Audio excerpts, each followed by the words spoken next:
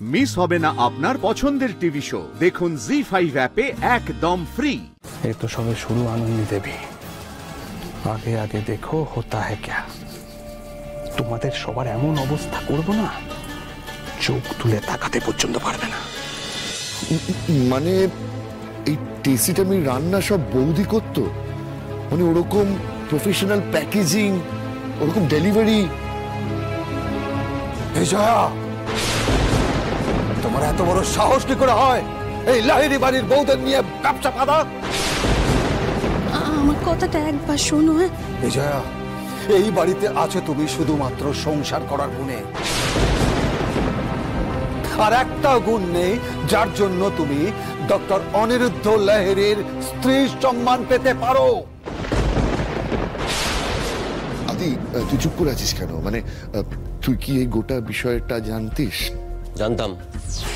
আমি শুধু জানতাম না, আমি আনন্দীকে বলেছিলাম যে যখন এই সবটা ডক্টর লাহিড়ী জানতে পারবে তখন কিন্তু ঠিক এরকমই একটা কেলেঙ্কারি হবে। কি বলেছিলাম তো আনন্দী? হ্যাঁ বলেছিলেন, আপনি বলেছিলেন, আর আপনার কথা মিলেও গেছে। কিন্তু কেন আমরা এই ব্যবসাটা করছি কই সেটা তো কেউ একবারও জানতে চাইলো না। হ্যাঁ মানে কেন সেটা বলো সবাইকে। কাকুমণি, বাচ্চাদের ওয়ার্ডে যে খারাপ খাবার দেওয়া হতো সেটা তো আপনিও জানেন, তাই না? তাই জন্যই তো আমরা এই কাজটা করেছি। আর এখন যে ভেন্ডার খাবার দিচ্ছে তার কাছ থেকে তো ভালো খাবার পাওয়ার কোনো আশাই নেই। দাদা, এটা আমি নিয়ে নন্দিনীর সঙ্গে অনেকবার কথা বলার চেষ্টা করেছি, কিন্তু কোনো লাভ হয়নি। না হয়নি তো, আমরা বাচ্চাগুলোর মুখের দিকে তাকিয়ে এরকম একটা কাজ করেছি, আর এর মধ্যে তো কোনো অন্যায় নেই। আর একটা কথা বললে আমার থেকে খারাপ আর কেউ হবে না। মেডিনেস্টে রান্না করার জন্য লাহিড়ী বাড়ির বউদের ব্যবসা লাগাবে। লজ্জা করছে না? ব্যবসা করার জন্য যুক্তি দিচ্ছ? না, লজ্জা করছে না, কারণ আমরা অন্যায় কিছু করিনি। কিছু মানুষ নিজের যোগ্যতায় সৎভাবে খেটে উপার্জন করছে, এতে লজ্জা পাওয়ার কি আছে? আপনারাও তো ডাক্তার, ডাক্তারি করে এই বাড়িতে আপনারা যে অর্থটা উপার্জন করে নিয়ে আসেন, টেস্টিটা আমি চালিয়ে এই বাড়ির মহিলারা ঠিক সেই উপার্জনটাই করছে, তো এতে লজ্জা পাওয়ার তো আমি কিছু দেখছি না। আর একটা কথা বললে না, দারোয়ান দেখে এই বাড়ির থেকে তোমার হাত ধরে বার করে দাও। আমি না একটা কথা বুঝতে পারছি না, এই যে মেডিনেস্টে যে খাবার দেয়, মানে যে ভেন্ডার, সে তো অনেক পুরনো, এতদিন কেউ কোনো কমপ্লেন করেনি। আর এই মেয়েটা যবে থেকে ওই মেডিনেস্টে ঢুকেছে তবে থেকে এত কমপ্লেন। আর এই টেস্টিটা আমি ডেলিভারি বয়টাকে মনে হয় আমি খুব ভালো করে চিনি, তাই না সুমন? লাল টি শার্ট, নকল গোফ, ধাক্কা লাগলেই আসল গলার আওয়াজ বেরিয়ে পড়া। দূর বাবা, আপনি কি সেটা তুমিই ছিলে না সুমনা? রোজ আমাকে লুকিয়ে ছেলে সেজে নার্সিং হোমে গিয়ে ডেলিভারি কাজটা করতে। সুমনা, তুমি এইসব করেছো? হ্যাঁ বাবা, সুমনা এই কাজগুলো করেছে। ও এত বড় সাহস, এত বড় সাহস ওর! আজকেই ওর এই বাড়িতে শেষ দিন। বেরিয়ে যাও এই বাড়ি থেকে, এক্ষুনি এই বাড়ি থেকে বেরিয়ে যাও, বেরিয়ে যাও।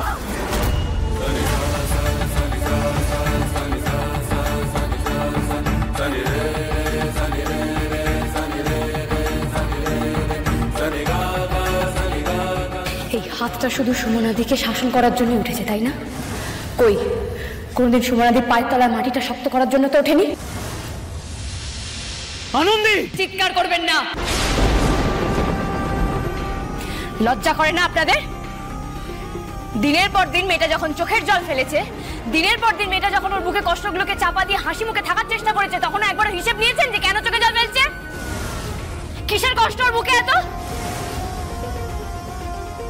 না, আজকে যখন দেখেছেন যে মানুষটা হাসছে তখন সবাই মিলে একেবারে ঝাঁপিয়ে পড়েছেন, তাই না?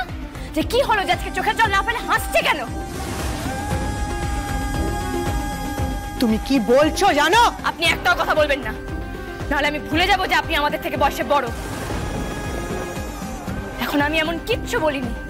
আমি যদি বলতে শুরু করি তাহলে লজ্জায় আপনারা আপনাদের মুখ লুকাতে পারবেন তো? ঠিক কোন অধিকারে আপনারা একজন মাকে তার সন্তানের থেকে দূরে রেখেছেন বলতে পারেন?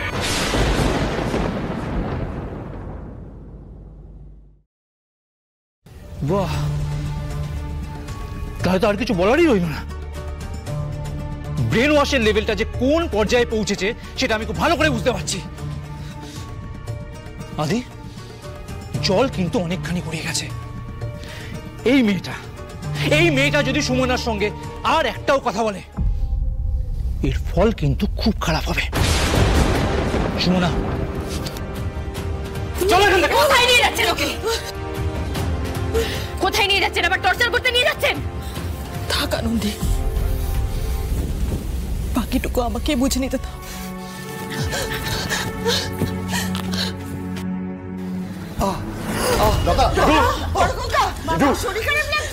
কি গো, কি হয়েছে তোমার? ছেড়ে দাও তুমি, একদম আমার কাছে আসবে না। বাড়ির মহিলাদের নিয়ে সংসার ছেড়ে ব্যবসা হচ্ছে। মহিলারা যদি ব্যবসা করে সেখানে অন্যায় কোথায় বাবা? মেডিনেস্টও তো সামলাচ্ছেন স্বয়ং নন্দিনী ম্যাডাম, উনিও তো একজন মহিলা। চুপ, একটা কথা বলবে না। আমি এই মেয়েটার থেকে একটা কথা শুনতে চাই না। জেঠু জেঠু তুই বসবে? চলো চলো জেঠু, অন্তিকে চলবে। এসো, এখানে বসবে, এসো। বাড়ির বাকিদের আমি কিচ্ছু বলবো না, কারণ আমার সেটার অধিকার নেই। কিন্তু বর্দা যেমন সবটা জেনে চুপ করে বসে থাকলো না, তার স্ত্রীকে শিক্ষাটা দিল, ঠিক তেমনি আমিও চুপ করে বসে থাকবো না, আমিও কিন্তু শিক্ষাটা দেবো। আচ্ছা মা, একবার শোনো। বলছি, আমার এই মহান স্ত্রী তনুশ্রী, ওকে এর মধ্যে সামিল ছিল? ছিল তো, হ্যাঁ, খুব ভালোভাবে ছিল। আচ্ছা বলছি কি, বাড়ি মান সম্মান জলাঞ্জলি দিয়ে ব্যবসা করবে? আচ্ছা তোমার কি মনে হয় তনুশ্রী এরপর তোমাকে এই বাড়িতে রাখবো? তুমি কি বললে? তুমি এর জন্য আমার... এই, একদম চুপ করো। আবার মুখে মুখে তর্ক করছো? ও যা বলছে একদম ঠিক কথা বলছে। আমরা তো যা করেছি বাচ্চাদের জন্যই করেছি বলো।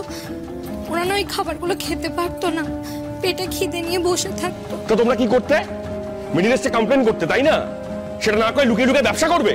আসলে ভেবেছিলাম বাচ্চাগুলো যদি কোনো উপকার করা যায়, যেমন চলছে চলুক, এত কিছু ভেবে আর বলা হয়নি। এই তো, তার মানে স্বীকার করলে তো যে অন্যায় জেনেও অন্যায় করে যাচ্ছিলে। আচ্ছা তোমার একদিন কি আমার একদিন, তোমার এই বাড়াবাড়ি আজকেই শেষ। আমার ভুল হয়ে গেছে, আমার ভুল হয়ে গেছে, আমার খুব ভুল হয়ে গেছে। আমি আর কোনোদিন কারোর জন্য ভাববো না, সত্যি। খোকা, তুই এখন ওকে কথা বলার সুযোগ দিবি? চলো ঘরে, এসো। আরে কি করছেন কি? আনন্দি, আর কিছু বলো না। এই তো সবে শুরু আনন্দি দেবী, আগে আগে দেখো হোতা হ্যায় ক্যা।